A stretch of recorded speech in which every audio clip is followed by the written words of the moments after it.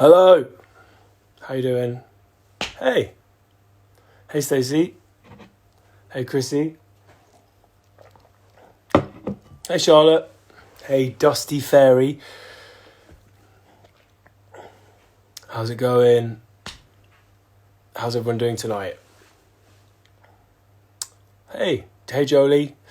I'm Dan. Welcome to Distraction Tactics, week 5.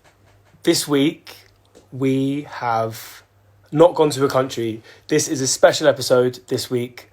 As we travel from France to Japan next week, we are on a pit stop, floating somewhere, still kind of over France, but maybe deviating to Australia a little bit.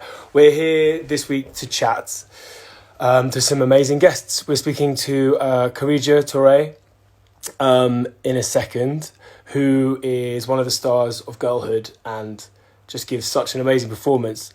And then MacKay, who we spoke to earlier, who doesn't have Instagram, but he had a chat with us over Zoom about his new film, True History of the Kelly Gang. How's everyone doing tonight? You guys all right? Hey, Ezra. Hey, Cuckoo. Hey, Daniel in Brazil. Thank you all for joining us. I hope you guys are keeping well.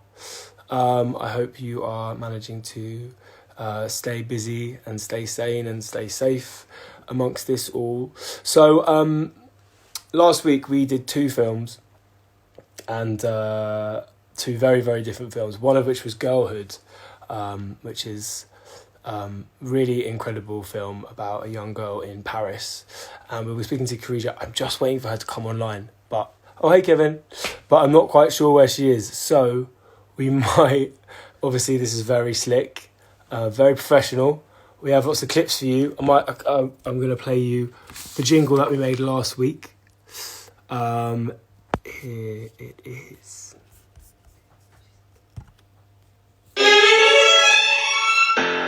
Allons en France, distraction, tactique, cinéma, club. Allons en France, distraction, tactique, cinéma, club. Allons regarder un film et les triples de Béli. Allons en France. Alors on prend distraction, tactique, cinéma, club. Hello. How are you doing? I'm fine, thank you. How are you? Thank you so much for joining us tonight. How's it going? Where are you in lockdown at the moment? I'm in Paris with my parents, so I'm in my bedroom right now. Nice. Do you hear me carefully? Because I think the Me too. is okay. I think there's a bit of a delay, but I can hear you perfectly. Yeah, me too. How It's okay. are you doing? I'm fine, thank you. What about you? Yeah, no, I'm good, thank you. I'm good. We set up this film club as a way to travel the world via loads of different films, and keep people connected and talking about cinema. And last week we visited France, and we watched the Triplets of Belleville and Girlhood, Good. and people just loved Girlhood so much. I think it's such an amazing film. Thank you. Thank you. It's brilliant, and we had so many questions, and so many people from all over the world wanted to hear from you and wanted to ask you about the making of the film and about what it was like, and your journey into being an actor. So yeah, thank you so much for being here. We're so excited. Yeah, thank you for having me. Is it cool if I launch into some questions from some fans? Yes, of course. So Bella in Italy was talking about, wanted to know about how you got the role, because we hear quite a cool story about you were sort of scouted for the role, and maybe before you hadn't really been an actress. So I was wondering if you could Yeah. tell us a bit about that. Yeah, so it was my first experience, my first movie, and for this role, I was just chilling with my friend at an amusement park in Paris called La Foire du Trône. Amazing. And that's how the director of the casting come at me. She said, "Hello, I'm Rita." Her name was Rita. "We are looking for someone like you for a role for a movie." I was like, "Is she serious? Why she's like talking to me like this around the amusement park?" And she told me that it was serious and everything. She told me about Céline Sciamma. I didn't know her at the beginning, and she told me that it was serious. So she gave me her number. I was like, "Okay, I will call you." She said to me that call me. It's very serious. It's for a movie. And I was like, "Okay, I understand. I will call you tomorrow." So I call Oh, her wow. the next day, and I passed the audition. There were a lot of callback, and at the end, they chose me for the role. That's amazing. That's Yeah, like the best trip to a theme park ever. yeah. That's so cool. And Maria in Mexico wanted to know, I mean, how did the film change your life and how it changed your life? I imagine, you know, from that one trip to the theme park to where you are now must have just been the craziest ride. Yes, at this time I was going to school like a normal teenager. And so we filmed the movie during the summer vacation. So Yeah. I just did the movie, and after the end of the shooting, I came back to school, and I didn't say anything to anybody. I didn't say that I was shooting for a movie and it will become out the next year. And then we had to go to Cannes. So I told my teacher that I have to miss school for 1 week, and she was like, "Why are you going to Cannes? Are you making fun of me? Are you serious? You're going to you're going to vacation?" I was like, "No, I'm going to the festival of the Cannes." That So is the just coolest because excuse I for made a missing movie, school and I've she ever was like, heard. "Are you serious?" So I give her. I remember I give her a magazine where to go. "Oh my God, you've been in my class and you didn't say anything." I was like, "Yeah." So this is the aspect that changed. So only the How did you keep this secret for so long? I don't know. I didn't like it was my first movie, so they will not maybe understand because I was like with them like a normal teenager. I didn't say anything. It was like I Yeah. don't know. Wow. And since then, have you been acting loads? Like, And yes, what are you up to? thanks to this film, I meet an agent, a manager, and he helped me with the different casting, and I did a lot of movie after this one. So that's how I Amazing. began. So now I'm an actress. That's a dream come true. That's so Yes, incredible. exactly. Um, oh wow, what an amazing story. So going back to the film, going back to Girlhood, um, a bunch of people, Islan in Turkey, Fatima in Malaysia, Ellie in Birmingham, and Delphine in France. They wanted to know what your favorite scene in the film was, and I guess there's two questions there. Like, what was your favorite Yes. scene to shoot, and what's your favorite scene looking back at it now? My of course was the diamond scene. I remember we were with the girls, like just Yes, singing and dancing on Rihanna, and that was one of my favorite scenes. But it was very rapidly because we didn't did a lot of shot of this. It was very natural, so we just have some instruction that Celine gives us, and it was very like natural, very natural. And the one that I prefer looking back at it, it was the mini golf scene. I find that's very funny. I'm I love that always scene. like laughing a lot when the one who played Lindsay is crying. And Yeah, yes, so so this good. is my two favorite things, like Diamond and the mini golf scene.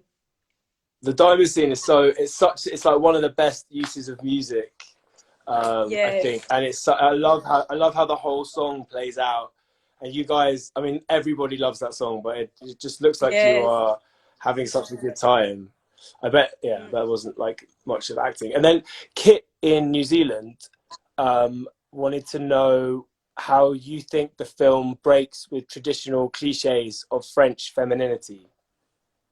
I will say that people all around the world, when they are thinking about like French women, they think we all white, we all here with our beret or French baguette, or we all from like the bourgeoise Parisienne, but it's not like this.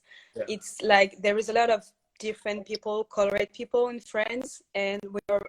And like if you walk down the street or you're taking the subway or everything else, you will see like very diversity here, like ethnical people all around. So like in France, like a movie like Bande de Filles, it's I don't know if you can hear me. Oh, we can still hear you.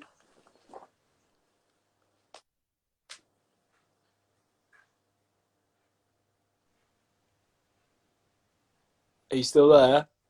Yes, I'm here, but Oh no, we got you. Oh, this is such a good answer. Sorry.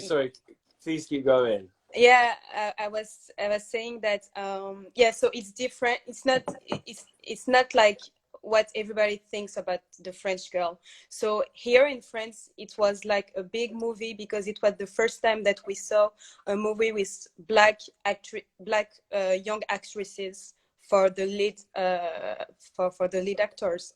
So it's changed a lot, and it was very powerful and strong. And I think people like didn't know about that. Yeah. Didn't know that France was like that also. Yeah. Oh, it's so amazing. Anyway, but to sort of show a different side of, I guess, a different side of anywhere than what people expect, and it's just, yeah, it's so. I love how kind of honest and raw it is. Yeah, no, it's really amazing.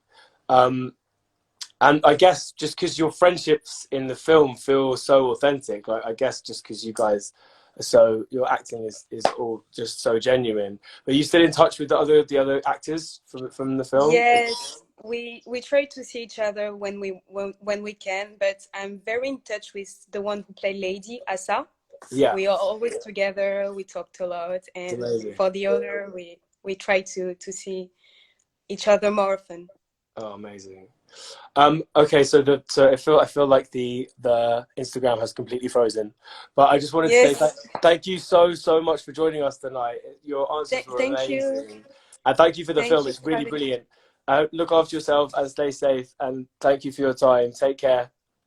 Thank you. Bye, Karidja. All the best. Bye. That was so awesome. Thank you, Karidja. Take care. How good was that?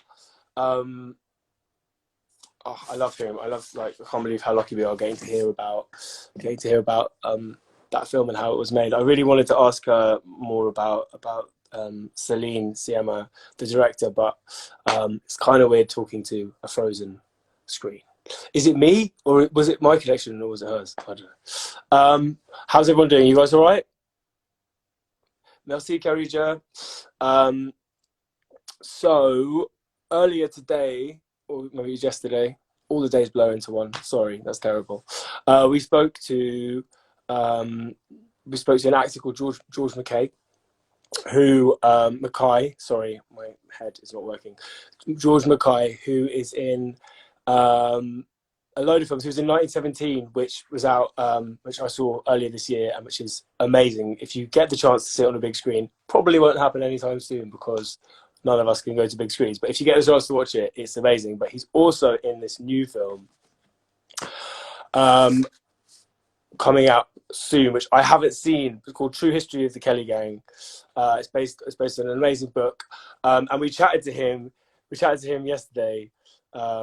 He very generously gave us a bit of his time to talk about the process of making the film. And obviously, this doesn't quite fit with our format on the film club of going from country to country. But he was around. He's excited about the film. I've not seen it. Charlotte has. I know it's streaming in some places, but it's coming. It should be out to stream sort of soon. I guess that's one of the small perks of this very strange time, is that, you know, films are coming to us at home. But if you could see it, I recommend it. I'm going to use our very high-tech production values of me filming a bit of YouTube off my computer to show you a bit of the trailer for True History of the Kelly Gang. I really want to see it so much. I'm really gutted I've not seen it yet. You boys want to build an army? Go to war. Fire! You're bloody bulletproof, boys!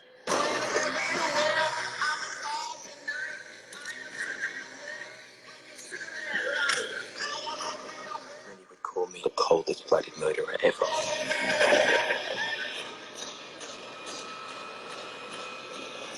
But others, knowing the truth, would call me a hero. A man farewells this world. All he's got left is the story.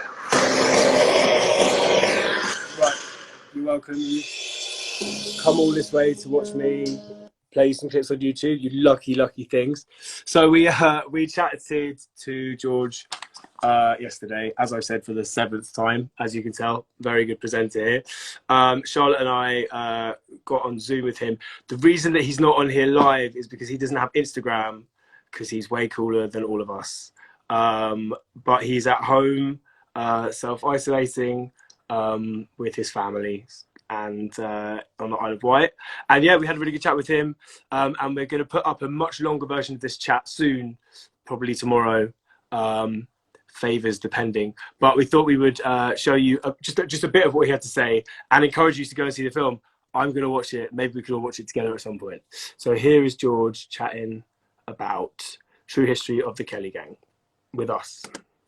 Hello, my name is George MacKay and welcome to Distraction Tactics Film Club.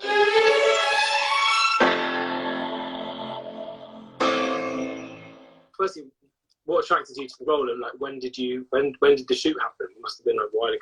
I think what first attracted me to the role was Justin Cazell as a director. Like, I don't know if any of the film club have seen Snowtown or Macbeth. He also did Assassin's Creed, but I think his style is more suited to, or he was kind of, Snowtown basically is the most affected I've ever been in the cinema, and was just desperate. I was just desperate to work with him. I was going to ask you about what Justin asked you to prepare for this role, because it was quite an extraordinary process. Well, the first thing was like Justin just offers up the opportunity to go in. You know, he's like, if you want to, I want you to like immerse yourself in this. And I remember there was this inspiring but intimidating email that came through that after we first spoke that just said to do. And it was like a page of Aussie cinema to get kind of culture, humour, tone, character, you know, all of this stuff like Waking Fright, The Chant of Jimmy Blacksmith, Chopper, Romper Stomper, so many different films, Picnic at Hanging Rock. And then there was like a page of Aussie music and a lot of punk music. So like put the humour of like Paul Kelly in the folk songs. Then you got like The Birthday Party, Nick Cave's first band, Nick Cave and the Bad Seeds, The Saints, The Drones. Gareth Lydiard is a kind of the singer and one of the main writers of the Drones, and he's a musician that kind of was a big reference for Ned in terms of the sort of poetic aspect they wanted with the character. The list of things to do in terms of to do, and that was come to Australia early. I want you working on a station. I want you working with horses. You need to write every day because this man is trying to articulate himself and trying to be a wordsmith. So write poems, write histories, write thoughts, diaries, everything, character, you, just write. And then also, lastly, down my like, we formed a band. Well, we were Fleshlight, and he booked us a gig in Melbourne, and you've got a gig in 3 weeks. You guys need to come up with a name, a song, and a set of songs. So we wrote, you know, like 8 songs or something, and that was our rehearsal for 3 weeks, was to go in, and the boys wear dresses, and the gang is kind of like their armour, which kind of, there's lots of sort of things attached to it, but we'd go in, we'd put our dresses on, and we'd jam punk songs for like 3 weeks, and then played this gig, and that was like, and then, you know, a couple of days later we began shooting, and that was sort of the attitude of everything, was like that kind of aggressive, confused, angry sort of swagger is what they wanted. Dude, it sounds amazing. How was the gig? It was great. Like it was so much fun. We just came off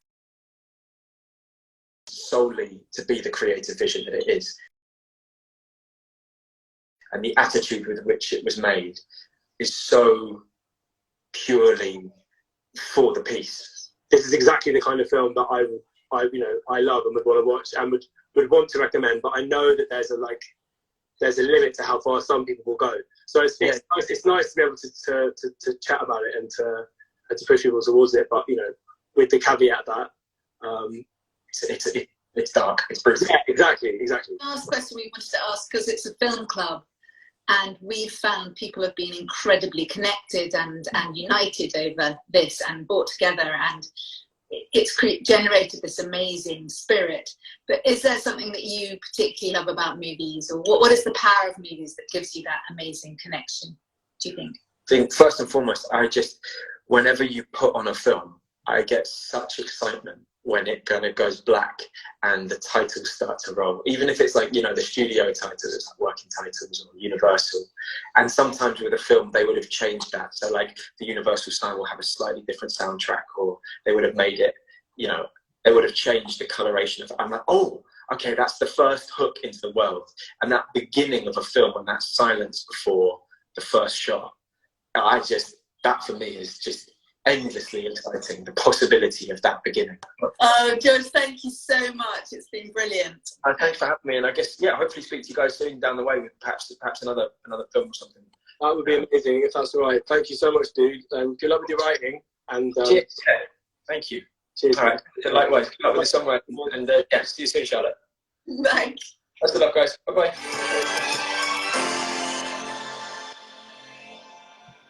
Thank you, George MacKay, for joining us. Apparently, the Wi-Fi is terrible. I've gone on to big news. I've gone on to 4G. I think it's just as bad. I think we just live in a very bad spot for internet, which is great when you're trying to host an Instagram live film show like we are. Thanks so much to George for joining us. I'm so excited to see the film. We did a much longer interview in much better quality, which we will put up. Thank you so much to Midzi for editing that version down for us, and thanks to everybody suggesting that we get better Wi-Fi and I get a tripod so the camera's not shaking like Blair Witch Project. So I'm sorry for that.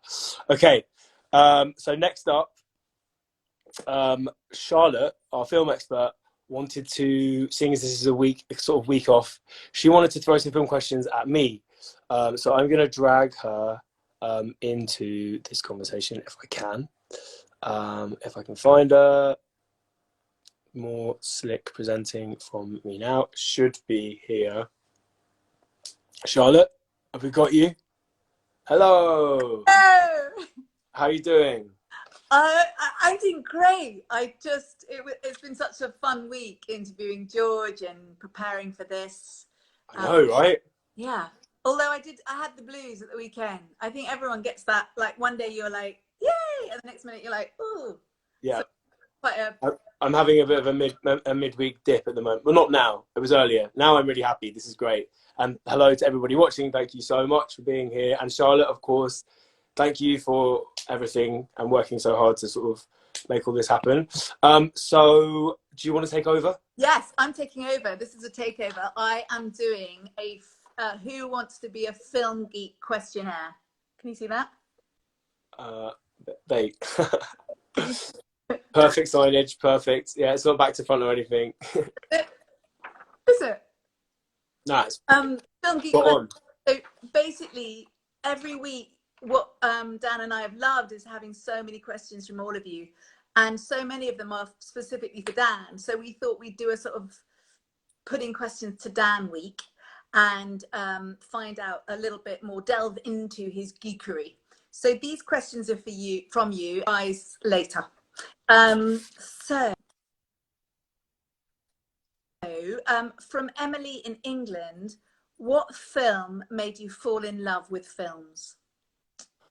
Oh, that's such a hard question. I am going to try and keep these brief because they're not very interesting. But I weirdly, so I've always been obsessed with films, but when I was quite young, kind of inappropriately young, I got obsessed with horror films via the Wes Craven satire Scream, which I think I watched it at a sleepover, and I just loved the kind of whodunit element of it. It's obviously quite shocking, But it basically, and I guess because I wasn't allowed to watch it, I was really excited. And I got a bit obsessed with horror films. I think my parents and probably everybody that knew me as a child were slightly nervous that I was going to turn out to be a murderous psychopath like the films I used to watch. But it kind of led me Thank down God. like an obsessive path. And it Yeah. led me to David Lynch, and it led me to sort of lesser known, weird, more art house film and international cinema. And I guess I used horror as a way to like look at Italian giallo films and look at Japanese horror and look at like the history of cinema. So in a way, even though it made me look like a crazy freak, it was a nice sort of window into like a sort of first step into being film geekery. Yeah, that's a really interesting way in. Really interesting. And do you have a Interesting as in / terrifying. thank God you're the other side of the. Yeah. Let's move swiftly on to May's question. If you could live in one filmy universe, which one would you pick? I love this question. I love it. I love this, and it's such an impossible answer because I was thinking the sort of the weirder or more exciting worlds like the Lord of the Rings universe or the Harry Potter world or I don't know the Marvel universe would be really fun because everyone has magic powers and you can fly. But there's also always so much bad shit happening. There's always a bad guy trying to rule the world, like ruin the world or put bad spells on you. So I think it's really hard. I was thinking like. I've drawn. Oh yeah, it's a tough one. I think probably somewhere really nice and boring because that would probably be the nicest life, or somewhere you could fly. What would yours be? It's a really tricky question. Oh, it's such a tricky question. It's really hard. I think probably well, given that we're going to go to Howl's Moving Castle, I think that's kind of a rather beautiful world with the flowers and the kind of being able to fly. You can fly. Yes. And being able to fly, being able to be spontaneously turned into an old person. Yeah, and also, given that we're all in lockdown, having a house that moves seems like a really good plan. That would be really cool. Yeah. But more on that next week. Sorry. So let's not take away one of my key questions for next week. Sorry. Are there any movies that you love so much that you wish you could forget them, do a memory wipe like Eternal Sunshine, and then watch them again, all over again, and rediscover them all over again? There are just too many. I think thinking back to when I was a kid, I guess like how excited I was when I first saw Toy Story as a little kid. I think I'd love to have that back. And I remember like how scared and in awe I was when I first saw Jurassic Park and seeing the just seeing the dinosaurs for the first time in that way on film. Was kind of amazing. And then I guess I have a really happy memory of seeing Mulholland Drive when I was a teenager. And it's such a weird film, but I loved having my mind completely blown. And then I actually saw it with my dad, chatting to him for ages and going online and reading all these different interpretations of it. I loved trying to unpick that film and having my teenage mind completely blown by it. Yeah, well, that does seem like a progression from the horror into the darkness into David Lynch. We'll have to get him on the show. Someone here said they saw Jurassic Park age 4. That's impressive. That is impressive and terrifying. Yeah. So what is your weird... Oh, so the last question, just to give a shout out to Sarah in New Zealand. And this is from Brittany in California. What is your weirdest movie-related pet peeve? What drives you nuts? Very good question. I was thinking about this. And this is a really like nerdy specific thing, but I think in watching films, really bad, clunky expositional dialogue has got to be one of my biggest pet peeves. Like, I totally get it. You have to establish the world, and you have to, you have to be able to kind of reveal lots of information. But sometimes it's just done so badly and so lazily, and that's probably my biggest pet peeve. Yes. Okay, mine is people texting in the cinema. I'm like, if I see people texting in the dark, I'm like, no, please, it's dark for a reason. You're that person. You're the in a cinema shouter, the tutter. Yeah. Or like have a long umbrella and thwack people.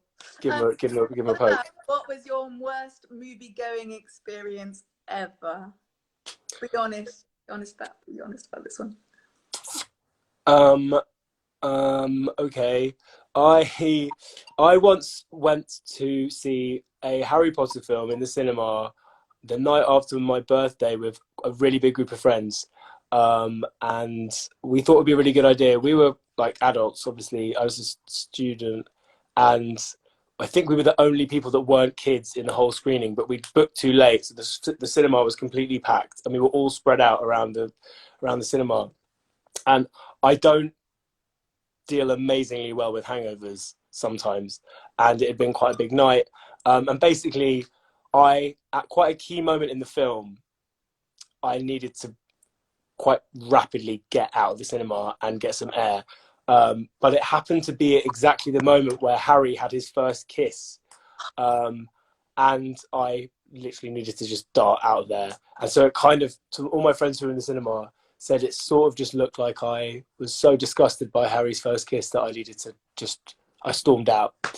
There's a slightly less censored version of that story that I'm probably going to leave for now. But yeah, I think I must have looked like the most like appalled, prudish person in the whole cinema. Like, how dare he? How dare he kiss her? I love this one. This is the final question that I'm going to ask, and then I'm going to do a little quiz with you. If a movie was made about your life, yeah, who would play you, and what would the title of the movie be? And that is from Sarah in New Zealand. Great question, Sarah. Michael Cera would maybe play me for the. He's quite good at very awkward people. So I'd take him. He's a pretty great actor. Oh, I don't know what it would be called. Probably be called Emo, the movie, or something depressing. Brilliant. What about you? What would yours be?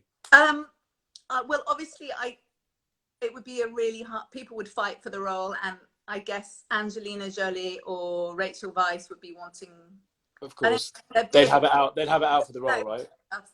And then I was thinking, because of my name, like La Chashavita or Meet the Film Geeks.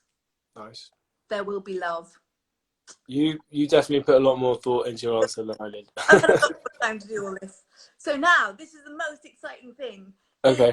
We're going to do a film quiz, a geeky film quiz. Can this? Does that say geek out? In one upside down universe, it does, yeah. Oh, geek out. Does this say crazy geek questions? It does, yes. Can you see that? It does. Crazy geek questions. This is, if anyone's ever played What Would You Rather? This is very, very quick.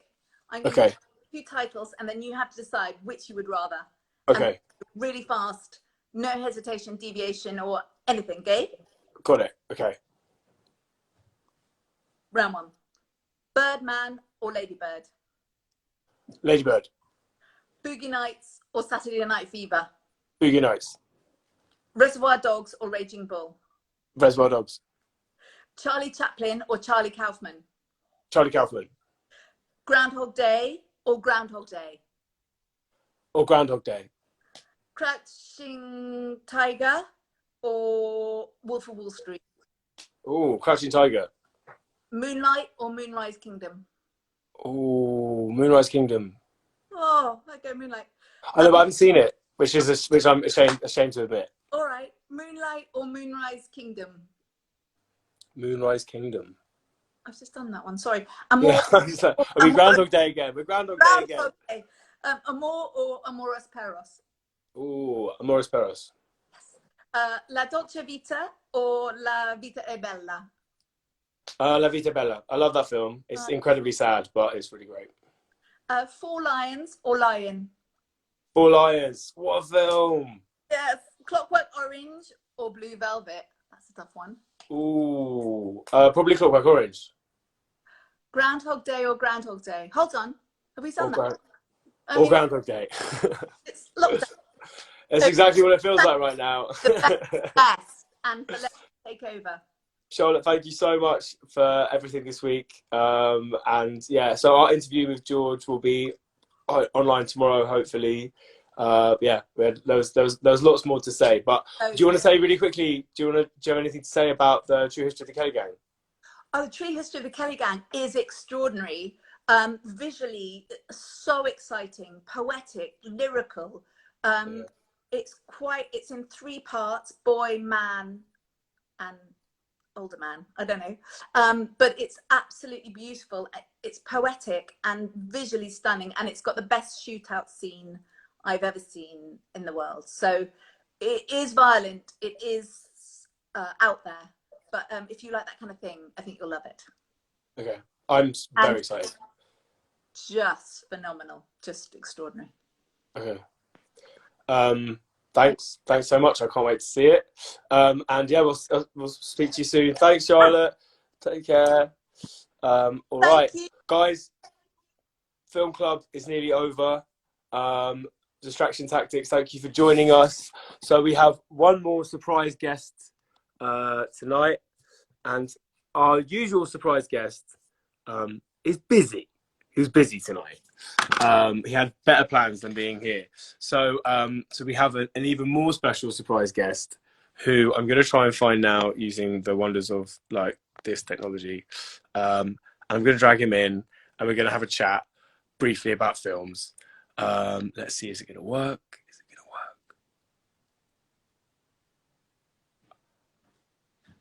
work? Look who it is! Hello! Hello. Guys, mate, look. No hands. I've got a tripod. Hey? Some of us take this seriously, you know? Not me. Not me. Yeah, right. How we doing? Yeah, we're still sort of learning the ropes here, Wood. All I've got is a laptop and a orange couch and a green wall. How are you doing, great, man? mate. How's it going? It's nice to see your face. How is lockdown life treating you? Yeah. Speaking of Groundhog Day with 2 small children, very apt. No, man, it's all good. Everyone's staying sane. Lucky enough to have a little drum studio here behind me as well, so I can escape for work purposes occasionally when I need to. Is it soundproof? Yeah, really, really important overdubs to do. Yeah, man, it's been all right. How about you? What's new? What's happening? Yeah, I'm all good, thanks, man. All good, keeping well. Missing playing shows and missing people and normality and a lot of things. But you know, I guess we're pretty lucky compared to a lot of people. And yeah, just been doing this film club every week. You caught us on a sort of, last week we were in France, and next week we're heading to Japan. So we're on layover. We're in Dubai right now. Yeah, we are. We're in layover. Half stuck still in France. We popped to Australia for a minute a second ago, but yeah, Nice. we're on layover. And yeah, just wanted to say hi and ask you a couple of film related questions. Yes. This is very hard hitting stuff, Woody. So be prepared. I'm going to grill you. Phone. Go on, yeah. Oh, Let's hear it. I paused, sorry. Oh, you're frozen. Brittany in California went in with the Yes. Hi, Brittany. big guns. Off of The big guns. What's your favourite movie soundtrack? I am going to be greedy. I'm going to have 2. The one that makes me the happiest is the Back to the Future soundtrack, because that's the best film ever made anyway. And yeah, just so many absolute, just iconic moments in that film. Obviously the Huey Lewis song on there. Great You got song. a bit of the 50s and stuff. Yeah, it got it all, man. And other one, just because it got loads of unexpected little bangers on it, is the Rock and Roller soundtrack from 2007. Yeah, it's got some dirty rock and roll on there. It's got some random 70s disco funk and stuff, which, yeah, give it a listen. You might be pleasantly surprised. Someone in the comments, I think, heard you saying Ratatouille, which is definitely what you said, right? That's your favourite. Rock and roller, darling. Rock and roller. Ratatouille, cool, I got you. Pixar. Yeah. I was thinking about this. I think some Tarantino soundtracks are pretty amazing. I love the Jackie Brown one. Yeah. I used to listen to the Requiem for a Dream score quite a lot, but it's harrowing. And if you've seen the film and you listen to the music, it's like an act of harm. It's Were you having a bad time? Oh, You heard it. I was a teenager, and also the Graduate soundtrack, which has all those Simon and Garfunkel tunes, which is Nice. pretty great. So doesn't Tarantino only pick songs that he's got in his own personal record collection. I've heard on the He strap. does, yeah, and he Yeah. also often goes for kind of forgotten classics and basically like "Bang Bang My Baby Shot Me Down" as an example from Kill Bill. There are lots of Chuck Berry, Never Can Tell. Exactly. Oh yeah, great example. Okay, Woody, I have one more question for you. What was it? Oh yeah, well, before the last question, I'm just going to say, ask about what films you've been watching in lockdown to keep you escaping and distracting, if any. Are you able to watch films? Not really. This is really bad. You got me at a film club. No, I'm not over a moan. Just You've never seen a film before, have you? We just got the most No. inappropriate. Well, you know guest. what? Actually, tell you what, because of keeping the kids busy, I've watched literally the entirety of Disney Plus. Oh, wow. So Ratatouille's one recently. Every Toy Story, every Cars, and oh yeah, also in Cars, they just write out Doc Hudson without even a mention. Just casually kill off a main character. I don't know. I've never seen Cars before, but that sounds awful. Because you've completed Pixar basically. Yeah, Dude, and Netflix. we watched Coco the other night. Have you seen it? No. Yeah, maybe not one for your kids, but it's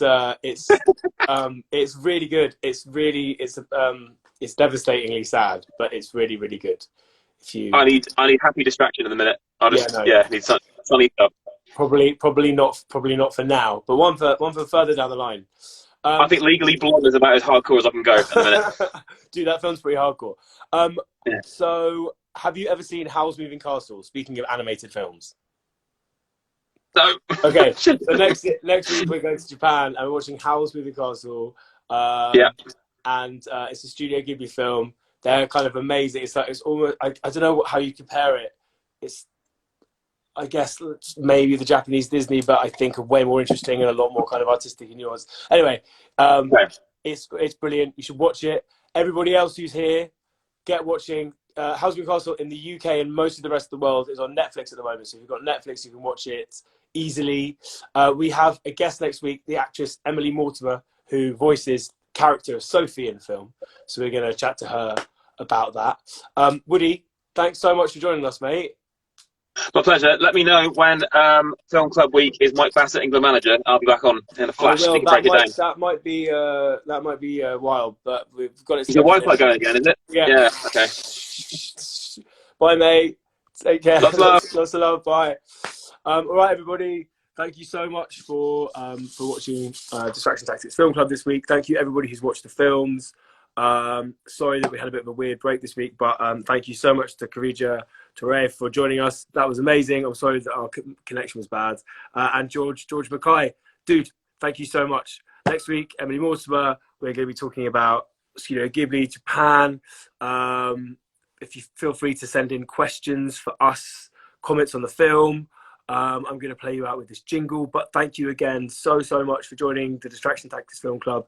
Anyone who wants to read along with us, we're reading a book called True Grit at the moment in book club, and just figuring out how we're all going to get together and talk about it. But anyway, I hope you're well. Thank you for joining. I'm Dan. Thanks, Charlotte. Thanks to Mitzi, and thanks to everybody involved for making this happen. And thank you all for joining us and your questions and your comments. It's so brilliant. Thank you for everything. And I'm going to say goodbye. Goodbye.